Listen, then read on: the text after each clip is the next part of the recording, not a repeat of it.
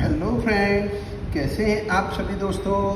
बहुत अच्छे होंगे दोस्तों। इसी विश्वास को आगे लेते हुए मैं आगे ले रहा हूँ बड़ा अपना आज स्वाध्याय 10.1 की कुछ खाली जगहें MCQs हैं। मुझे विश्वास है कि आप सभी इसे बहुत ध्यान से प्यार से सीखेंगे। दोस्तों, सूत्र याद कर लीजिएगा, मुख्य परिभाषाएं जो 8 समझाई थी वो समझ लीजिएगा, तब ये सवाल आएंगे। बड़ा समझिए जरा। प्रश्न है, एक वृत्त की कितनी स्पर्श रेखाएं हो सकती हैं। यानी एक वृत्त बनावे अगर अपने, तो उसकी स्पर्श रेखाएं कितनी हो सकती है। तो देखो, एक तो ये हो सकती है, दूसरी ये भी हो सकती है, तीसरी ऐसे भी हो सकती है, चौथी ऐसे भी हो सकती है, पांचवी ऐसे भी हो सकती है, छठी ऐसे भी हो सकती है। यानी असंख्य हैं, बहुत सारी स्पर्श रेखाएं हो सकती है। यानी एक वृत्त की कितनी स्पर्श रेखाएं हो सकती है, उसका उत्तर आएगा असंख्य, या फिर आप लिख सकते हो अनंत। दोस्तों, अगला प्रश्न है, किसी वृत्त की स्पर्श रेखा उसे खाली जगह बिंदुओं पर प्रतिच्छेदित करती है। समझो, ये वृत्त है, ये पी केंद्र वाला वृत्त है। किसी वृत्त की स्पर्श रेखा, इसकी स्पर्श रेखा बनाओ, कहीं पर भी बना दो। चलो, ये रही स्पर्श रेखा बना दी। बोलो, इस स्पर्श रेखा ने वृत्त को कितने बिंदुओं में स्पर्श किया? एक और मात्र एक। याद रखिए, एक ना लिखकर ज़्यादा अच्छा होगा। एक और मात्र एक ही बिंदु पर स्पर्श करती है दोस्तों। यानी किसी भी वृत्त की स्पर्श रेखा होती है, वो उसे एक और मात्र एक बिंदु में स्पर्श करती है। और ऐसे बिंदु को क्या कहते हैं, आपको याद है? स्पर्श बिंदु कहते हैं। ये बिंदु ए जो है वो स्पर्श बिंदु है। चलिए, अगली खाली जगह पे आ रहा हूँ। बहुत मस्त एकदम स्वाध्याय 10.2 के 10.1 के क्वेश्चन चल रहे हैं बेटा अपने। ये सब हेडिंग है, वृत्त को दो बिंदुओं पर प्रतिच्छेदित करने वाली रेखा को खाली जगह कहते हैं। दोस्तों, ये एक वृत्त हो गया, इस वृत्त को दो बिंदुओं में प्रतिच्छेदित करनी चाहिए। दो बिंदुओं में प्रतिच्छेदित करें, ये हो गई। इस रेखा को खाली जगह कहते हैं। क्या कहते हैं इस रेखा को? यस दोस्तों, इसे कहते हैं तिर्यक, या फिर बोल सकते हैं इसे छेदिका। दोस्तों, अगला प्रश्न, एक वृत्त की खाली जगह समांतर स्पर्श रेखाएं हो सकती हैं। ये एक वृत्त है, स्पर्श रेखाएं बनानी है इसकी, लेकिन समांतर। समांतर नहीं, या तो दोनों ऐसी होनी चाहिए या तो दोनों खड़ी होनी चाहिए।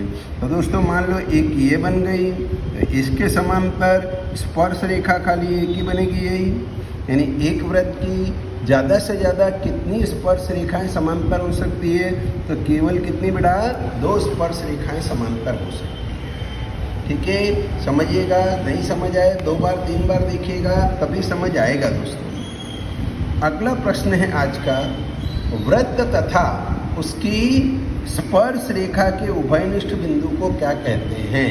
तो ये दोस्तों वृत्त है, उसकी स्पर्श रेखा, ये स्पर्श रेखा हो गई। इस रेखा के उभयनिष्ठ बिंदु को, ये उभयनिष्ठ बिंदु है, इस उभयनिष्ठ बिंदु को क्या कहते हैं? स्पर्श बिंदु। क्या कहते हैं बेटा? स्पर्श बिंदु। ठीक है बेटा, एक छोटा सा सवाल है जिसे हम सीख रहे हैं। यहाँ सवाल दिया है, 5 सेंटीमीटर त्रिज्या वाला वृत्त। पहले एक वृत्त बना दिया, ऐसे ही बना देने का, कोई माप के नहीं लेना है।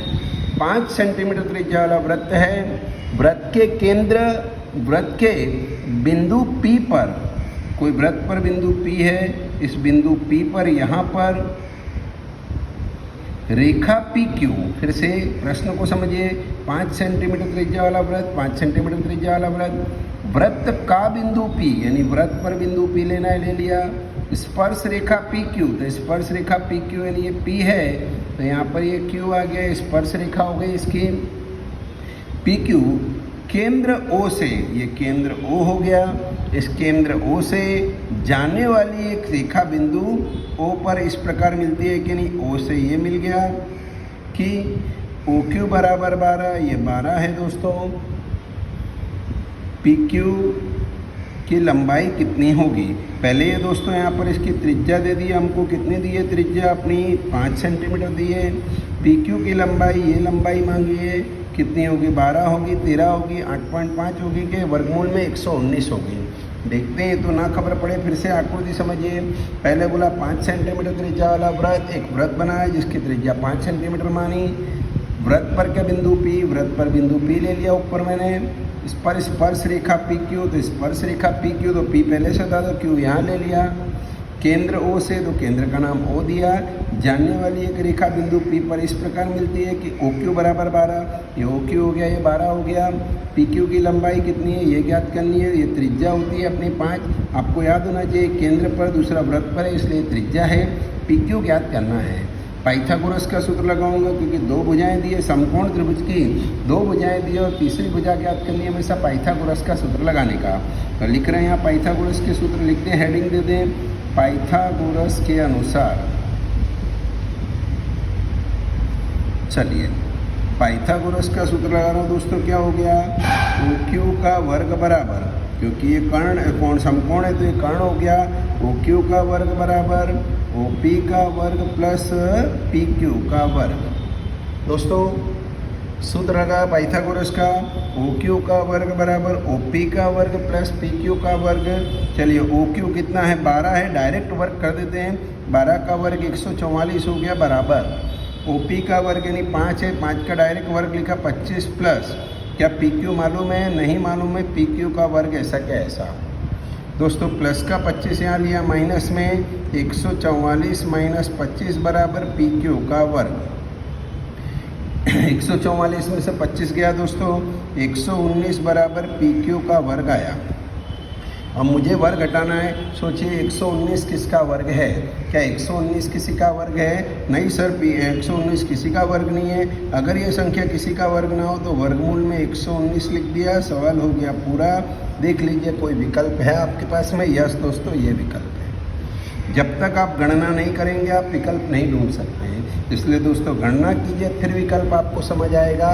शांति से दोस्तों आज जो मैंने 6 सवाल किए वही 6 सवाल करके आपको मुझे यानी मैडम को सेंड करने हैं। थैंक यू फ्रेंड्स, फिर मिलेंगे, धन्यवाद।